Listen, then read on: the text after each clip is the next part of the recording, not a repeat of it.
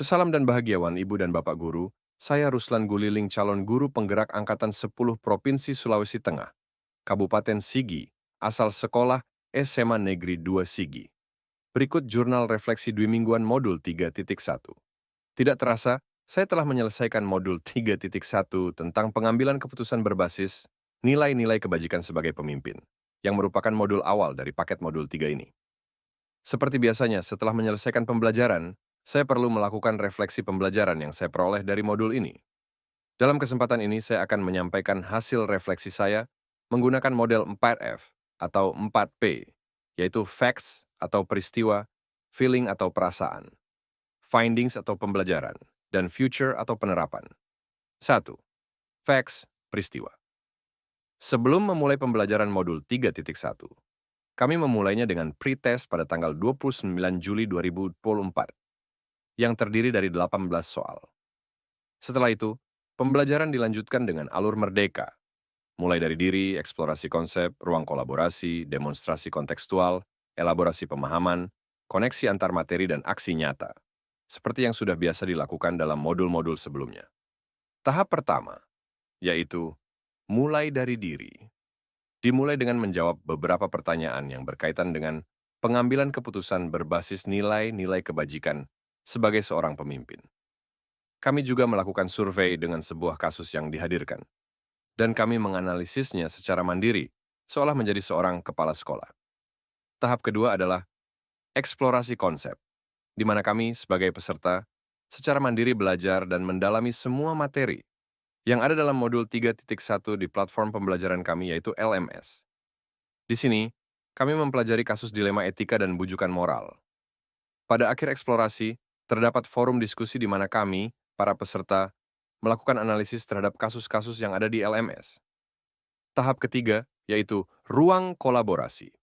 Kami dibagi menjadi beberapa kelompok. Pembelajaran dilakukan secara online melalui Gmeet dengan bimbingan fasilitator kami, Ibu Caroline. Kami menganalisis sebuah kasus permasalahan yang diambil dari sekolah Pak Ruslan. Kemudian, kami melakukan presentasi tentang hasil diskusi kami keesokan harinya. Tahap keempat adalah demonstrasi kontekstual. Kami diberi tugas untuk mewawancarai 2-3 kepala sekolah mengenai praktik pengambilan keputusan dalam kasus dilema etika yang terjadi di sekolah mereka. Kami, sebagai peserta, melakukan wawancara dan merekamnya. Tahap kelima, elaborasi pemahaman, dimulai dengan pembuatan pertanyaan. Pada tanggal 8 Agustus 2024, kami mengikuti ruang elaborasi pemahaman dengan instruktur untuk lebih memahami pengambilan keputusan berbasis nilai-nilai kebajikan sebagai seorang pemimpin. Tahap keenam adalah koneksi antar materi, di mana kami mengaitkan materi pengambilan keputusan berbasis nilai-nilai kebajikan sebagai pemimpin dengan materi-materi pada modul-modul sebelumnya. Terakhir, aksi nyata mengharuskan kami, peserta, untuk mempraktikkan proses pengambilan keputusan, paradigma, prinsip, dan pengujian keputusan di sekolah kami. 2. Feeling, perasaan. Perasaan yang muncul setelah menyelesaikan modul 3.1 adalah perasaan penuh syukur.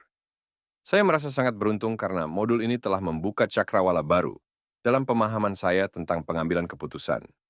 Saya merasa tertantang untuk benar-benar mengaplikasikan konsep 4 paradigma pengambilan keputusan, 3 prinsip penting dalam pengambilan keputusan, dan 9 langkah yang mendalam dalam mengambil dan menguji keputusan, terutama ketika saya dihadapkan pada dilema etika dalam kehidupan sehari-hari.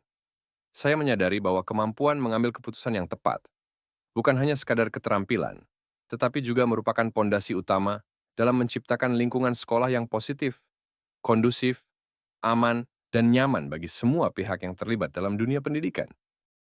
3. Finding pembelajaran. Dari modul 3.1, saya mendapatkan pemahaman penting tentang bagaimana pengambilan keputusan harus didasarkan pada nilai-nilai kebajikan. Saya belajar bahwa sebagai pemimpin, sangat penting untuk selalu berpihak pada kebaikan murid dan memastikan bahwa setiap keputusan yang diambil dapat dipertanggungjawabkan. Selain itu, saya juga memahami bahwa tahap awal dalam menghadapi permasalahan adalah mengidentifikasi apakah ini merupakan dilema etika atau bujukan moral. Dilema etika adalah situasi di mana dua pilihan dapat dianggap benar, Sedangkan bujukan moral adalah situasi di mana satu tindakan dianggap benar dan yang lainnya salah. Pentingnya memahami perbedaan antara dilema etika dan bujukan moral sangatlah relevan dalam pengambilan keputusan. Apabila sebuah kasus dapat dipahami sebagai pelanggaran hukum, maka langkah-langkah pengambilan keputusan bisa berhenti karena sudah melalui uji legalitas. Ini adalah pengetahuan berharga yang saya peroleh dari modul ini, yang akan saya terapkan dalam pengambilan keputusan di masa depan, terutama ketika berhadapan dengan situasi yang kompleks dan memerlukan pertimbangan etika yang mendalam. 4. Future penerapan. Dengan pengetahuan yang saya peroleh dari modul 3.1 ini, tentang pengambilan keputusan berdasarkan nilai-nilai kebajikan, saya merasa lebih siap untuk menghadapi situasi dilema etika di masa depan. Saya berniat menerapkan 4 paradigma pengambilan keputusan, 3 prinsip pengambilan keputusan, dan 9 langkah pengambilan dan pengujian keputusan dalam setiap keputusan yang saya ambil. Selain itu, saya juga berkomitmen untuk berbagi pengalaman dan pengetahuan ini dengan rekan sejawat saya, sehingga kami semua dapat mengambil keputusan yang lebih baik dan lebih etis yang selaras dengan nilai-nilai kebajikan universal dan bertanggung jawab terhadap kesejahteraan murid. Dengan demikian, saya percaya bahwa penerapan prinsip-prinsip dan langkah-langkah yang saya pelajari dalam modul ini akan memberikan kontribusi positif pada lingkungan sekolah saya dan akan menciptakan suasana pembelajaran yang lebih kondusif, aman, dan nyaman bagi semua pihak yang terlibat dalam dunia pendidikan.